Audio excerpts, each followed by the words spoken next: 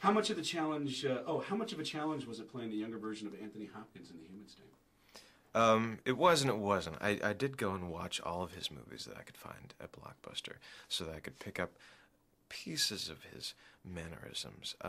But my character undergoes such a transformation from when I play him to when he's played by Anthony Hopkins that it wasn't necessary to do a dead-on impersonation. And we actually shot my part of the movie first. So when he came on set, he was able to watch my footage like he was watching a home video of himself as a younger man. And when I finally saw the movie put together, I saw Anthony Hopkins doing a little bit of Wentworth Miller, which was flattering, to say the least. Yeah. Can you talk a little bit about the screenplay you wrote, and what's it about, and how are prospects for getting it made? I have never written a screenplay.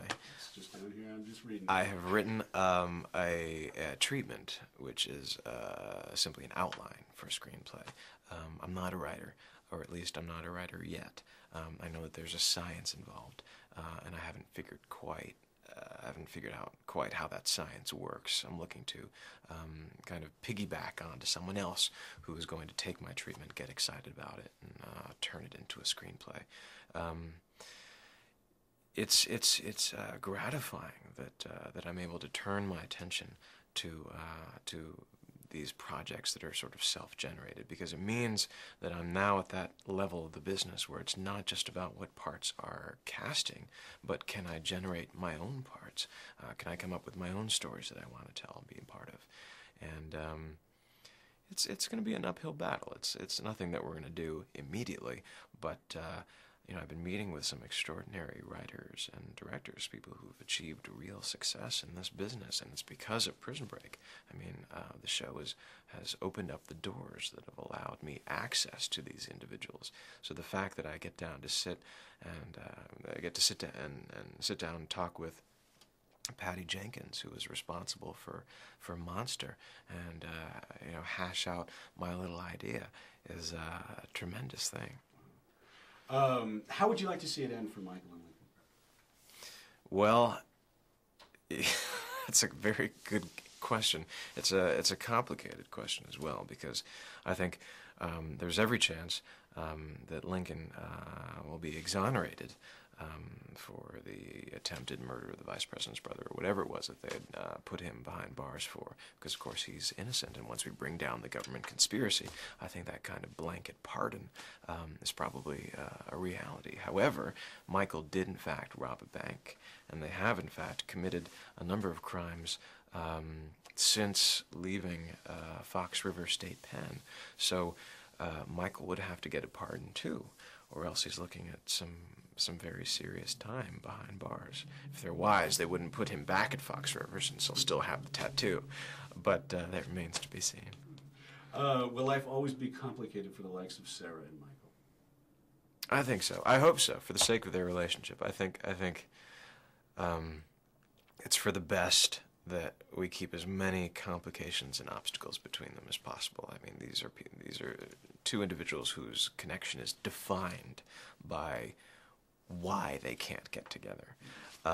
You'll never see them, I don't think, swinging in a hammock together somewhere, you know, south of the border. I mean, that'd be great for a scene, but Sarah and I thrive on complexity and tension and, you know, what's left unsaid in that moment. And we've worked hard to really grade the course of our relationship in small, incremental amounts.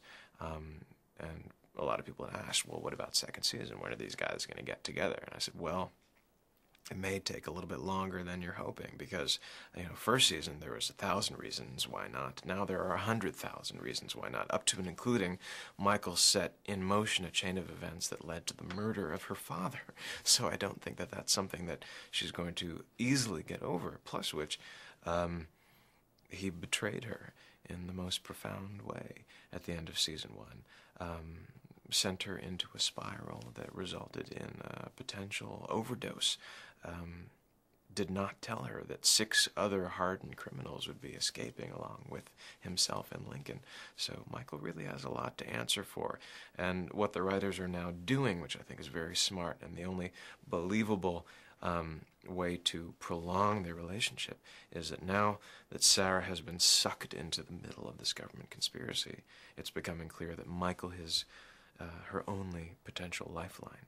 So even though he's now the last person in the world that she thinks she could trust, she may have no choice, which is good news for me.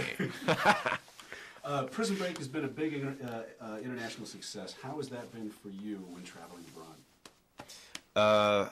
Dominic and I were in France to promote the show not too long ago, and we were like 50% of the Beatles. I mean, it was kind of extraordinary. I think it took that trip to really make me understand that the show is a much, much bigger hit overseas than it is here. Here, we're a moderate success. Overseas, we're like Lost is here. And I think it's because the show, my pet theory is that it's because the show plays on a different level. I think people appreciate the same things we do here, the action, adventure, the suspense, the romance, etc. But I think there's certain things that we probably don't pay that much attention to in the States. The government conspiracy, the issues regarding the death penalty and the penal system, punishment versus rehabilitation, etc., etc. All these hot-button issues that I believe overseas people probably very much associate with the United States and probably appreciate watching the show because it touches on all of these things that they might find thought-provoking and titillating. They might see it as, kind of juicy expose of everything that's, wrong with the States today. Whatever reason they have for tuning in, I'm grateful for it because on a personal level, we've now, fortunately or unfortunately, gotten to the point in the feature film world where the best actors for the roles are not getting cast. It's the people who have the broadest fan base.